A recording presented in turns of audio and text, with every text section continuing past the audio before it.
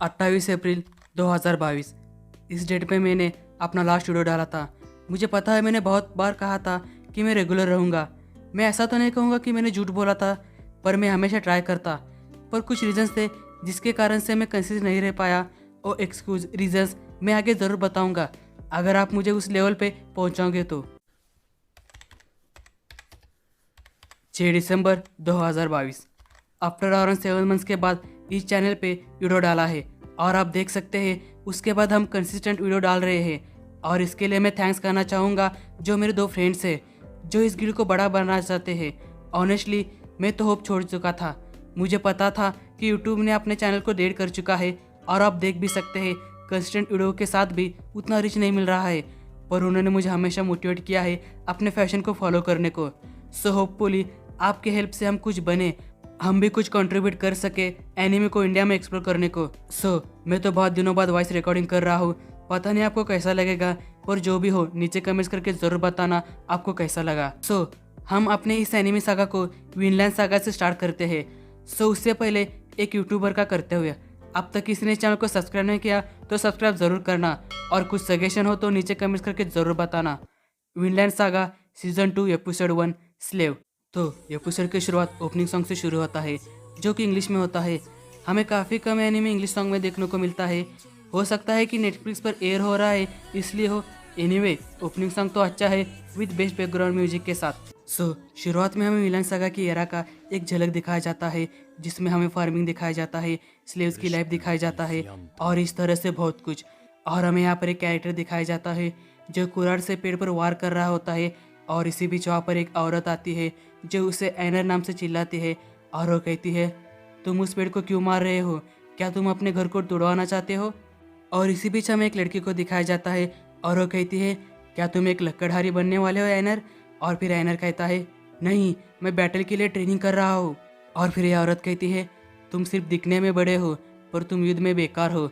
और फिर ये दोनों वहाँ से चले जाते हैं, और फिर हमें एनर का ए रिएक्शन दिखाया जाता है। और फिर हमें इन तीनों को लंच करते दिखाया जाता है, जहाँ पर वो औरत एनर से पूछती है तुम फिर से क्यों अचानक से ट्रेनिंग कर रहे हो। और फिर एनर कहता है क्योंकि मुझे इस प्लेस को प्रोटेक्ट करना है। और फिर हमें उस ब्यूटीफुल प्लेस को दिखाया जाता है, और फिर वो आगे कहता है ये सब जलकर राख होने के बाद आखिरकार इसे फिर से बनाया गया है, मैं ऐसा फिर से नहीं होने दूंगा, मुझे यकीन है कि डैड भी यही करते। और फिर यह औरत कहती है युद्ध जैसे चीज़ों में ध्यान मत दो। और एनर पूछता है क्या ये आपको निराश नहीं करता, हमेशा हारने वाले पक्ष में रहते हुए डैड हमारी रक्षा करते हुए शहीद हो गए हैं। और फिर यह औरत कहती है हाँ सही बात है, और तुम जिंदा हो, तुमने इस गांव का पुनर्निर्माण किया है, और तुम 2 सुंदर महिलाओं के साथ स्वादिष्ट भोजन कर रहे हो, हम बिल्कुल नहीं आ रहे। और फिर हमें एनर का ये रिएक्शन दिखाया जाता है। और फिर हमें अगले सीन में दिखाया जाता है कि वाइकिंग्स विलेज पर अटैक किए होते हैं, और ये सब एनर की फैमिली चुपके से देख रही होती है।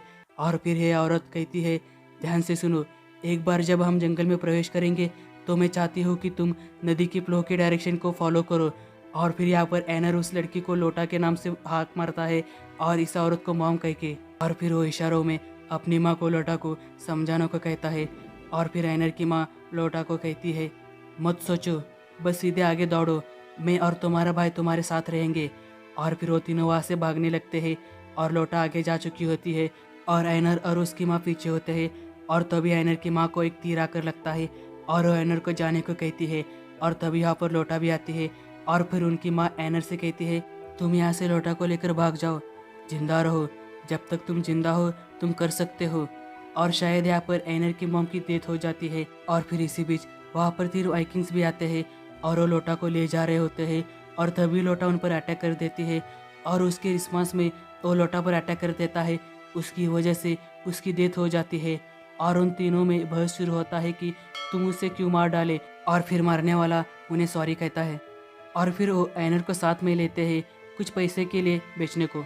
और फिर हमें अगला सीन दिखाया जाता है जहाँ पर समुद्री मार्ग से कुछ लोगों के साथ एनर को ले जा रहे होते हैं, और उसमें से एक औरत जो काफ़ी बीमार होती है, और कुछ लोग उसे देखते हैं, और उन्हें पता लगता है कि वो सर्वाइव नहीं कर सकती, और वो उस औरत को समुद्र में फेंक देते हैं। और यह देखकर एनर गुस्से में उन लोगों को कहता है तुम्हें उसे बोट से फेंकने की ज़रूरत नहीं थी। और ये बंदा एनर को एक पंच देकर कहता है ठीक है, तुम सूझे हुए नहीं हो। और फिर इसी बीच वहाँ पर एक और वाइकिंग आता है और वो लोगों को कहता है, हम कंबल बांट रहे हैं, अपने आप को गर्म रखो, कम से कम तब तक स्वस्थ रहे जब तक हम आपके लिए कोई खरीदार नहीं मिल जाता, समझ गए। और फिर वो वहाँ से चला जाता है। और फिर एनर यहाँ पर खुद से कहता है, सही बात है, मुझे जीना है। और फिर हमें अगला सीन दिखाया जाता है जहाँ पर सभी स्लेव्स की चेकिंग हो रही होती है और उन्हें फ्रेश कर रहे होते हैं ताकि उनकी कीमत अच्छी मिली। और यहाँ पर एनर को भी लोग चेक कर रहे होते हैं खरीदने के लिए। और फिर हमें दिखाया जाता है कि एनर वहाँ से भाग रहा होता है और वो खुद से कहता है, मैं वहाँ नहीं रह सकता, मैं भाग जाऊँगा, जब तक मैं जीवित हूँ मैं फिर से कोशिश कर सकता हूँ। और फिर हमें दिखाया जाता है कि एनर एक घर से खाना लेकर भाग रहा होता है और तभी वहाँ पर ये बंदा आकर एनर को वहाँ से ले जाता है। और फिर हमें नेक्स्ट सीन में दिखाया जाता है जहाँ पर एनर को पीट कर नीचे गिराया जाता है और उसे एक एग्जाम्पल सेट करके लोगों को कहा जाता है कि ध्यान से सुनो गुलाम, तुम्हारे घर बहुत दूर है, तुम कितना भी संघर्ष कर लो तुम उनके पास कभी वापस नहीं आ सकते और स्वाभाविक रूप से कोई भी आपको भागने में मदद नहीं करेगा क्योंकि तुम बाहरी और एक गुलाम हो। एक अच्छे मालिक को खोजो और जितना हो सके उसकी सेवा करो। अगर तुम भागकर भिखारी बन जाते हो तो तुम इससे बेहतर खाओगे। इससे पहले कि तुम भागो इसके बारे में ज़रूर सोचना, समझ में आया एनर। और फिर हमें अगले सीन में दिखाया जाता है जहाँ पर एक बंदा एनर को पीट रहा होता है और यहाँ पर एनर खुद से कहता है, मुझे जीना है। और फिर अगले दिन फिर से एनर लाइन में खड़ा होता है जहाँ लोग उन्हें खरीदने के लिए आते हैं। और यहाँ पर एनर खुद से कहता है, वे सही है, अगर मैं भाग भी जाऊँ तो मुझे पता नहीं चलेगा कि मैं कहाँ जा रहा हूँ। इसके अलावा मेरे पास वापस जाने के लिए कोई नहीं है। और फिर ये आदमी एनर को देखने आता है। अगर आपको इसका नाम याद आता है तो नीचे कमेंट्स करके ज़रूर बताना। और फिर वो एनर को देखकर गुस्से में दूसरे आदमी को कहता है, उसके जैसा कुछ नहीं दिखता, वह गोरा या छोटा नहीं है। और फिर यह आदमी कहता है, अब जब तक कि मैं ठीक से देख रहा हूँ मुझे लगता है कि वह नहीं है। एनीवे, तुम क्या सोचते हो? यह मजबूत और सख्त है, यदि तुम इसे अभी खरीदते हो। और इसकी बात काटते हुए यह आदमी कहता है, मैंने तुमसे कहा था, मैं यहाँ किसी वर्कर को खरीदने नहीं आया हूँ, मैं बस इतना चाहता हूँ कि अपने रिश्तेदार को मुक्त कर दूँ। मुझे यकीन है कि वो इसी शहर में आया था, गोरा और छोटा, उसका नाम थॉर्फिन है। तुम सच में नहीं जानते कि वो कहाँ है? और फिर यह आदमी इशारों में नो कहता है। और फिर ये एनर को सॉरी बोलकर वहाँ से चला जाता है। और फिर एनर मन में सोचता है, वो अपने रिश्तेदार की तलाश में घूम रहा है, जिसे वो ढूंढ रहा है वो एक भाग्यशाली व्यक्ति है। और तभी वहाँ पर एक और आदमी आता है और उसे पूछता है, तुम्हारा नाम क्या है और तुम कहाँ से आए हो? और एनर जवाब में कहता है, मेरा नाम एनर और मैं नॉर्थ इंग्लैंड से आया हूँ। और फिर वो आदमी कहता है, क्या तुम मुझे फार्म के लिए हेल्प करोगे? और एनर को अपने फार्म का याद आता है। और फिर सीन शिफ्ट होता है और हमें यहाँ पर दिखाया जाता है कि वो आदमी एनर को अपना फार्म दिखा रहा है। और एनर को यह देखकर फिर से उसे अपना फार्म की याद आती है। और फिर वो मन में कहता है, माँ क्या ये सच था? जियो या मरो, मैं फिर कभी आज़ाद नहीं हो पाऊँगा। आपको अभी भी लगता है कि मैं हारा नहीं हूँ? और फिर वो आदमी थॉर्फिन को बुलाता है और फाइनली हमें थॉर्फिन का नया लुक देखने को मिलता है। और फिर यहाँ पर एनर मन में कहता है, मैं एक अच्छे मालिक द्वारा खरीदा जाऊँगा और इसकी सेवा करने की पूरी कोशिश करूँगा। जब तक मैं एक आज्ञाकारी गुलाम हूँ मैं भूखा नहीं मरूँगा। मैं ऐसा ही सोचने लगा था थॉर्फिन। इस तरह मैं और थॉर्फिन मिले। और इसी के साथ हमारा विनलैंड सागा सीजन 2 एपिसोड 1 समाप्त होता है। आगे हम एपिसोड के फर्स्ट इंप्रेशन और समरी के बारे में बात करेंगे। उससे पहले आप मुझे ज़रूर बताना कि वीडियो कैसा लगा। बहुत दिनों बाद ट्राई किया हूँ तो नीचे कमेंट्स करके ज़रूर बताना कि कैसा लगा। और कुछ सजेशन है तो वो भी नीचे कमेंट्स करके ज़रूर बताना। और चैनल को सब्सक्राइब ज़रूर करना। इस बार थोड़ा लेट हुआ है पर अगले बार एपिसोड रिलीज होने के बाद 24 आवर्स में आपको एक्सप्लेन वीडियो ज़रूर मिलेगा, तो सब्सक्राइब ज़रूर करना। और ये वीडियो पसंद आया तो लाइक और शेयर ज़रूर करना।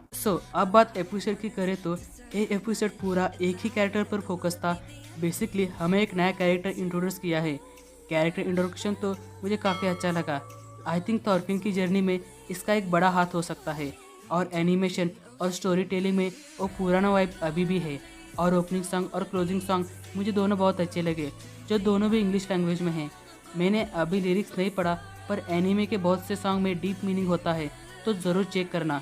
तो आपको फर्स्ट एपिसोड कैसा लगा? क्या कुछ कमी लगी तो नीचे कमेंट सेक्शन में ज़रूर बताना। आगे बहुत से वीडियो आने वाले हैं। जैसे कि top 10 videos, anime reviews, anime theories और ऑनगोइंग एनिमे एपिसोड एक्सप्लेनेशंस और बहुत कुछ। सो चैनल को सब्सक्राइब ज़रूर करना ताकि हमें सपोर्ट मिले और नए कंटेंट बनाने को। सो आज के लिए इतना ही, तो मिलते हैं अगले वीडियो में। तब तक stay home and stay safe. हंसते हुए चेहरे के पीछे जाने कितने दुख थे, किसको सुनाऊं मेरी दास्तां, कोई नहीं साथ में। मिलते गए धोखे मुझे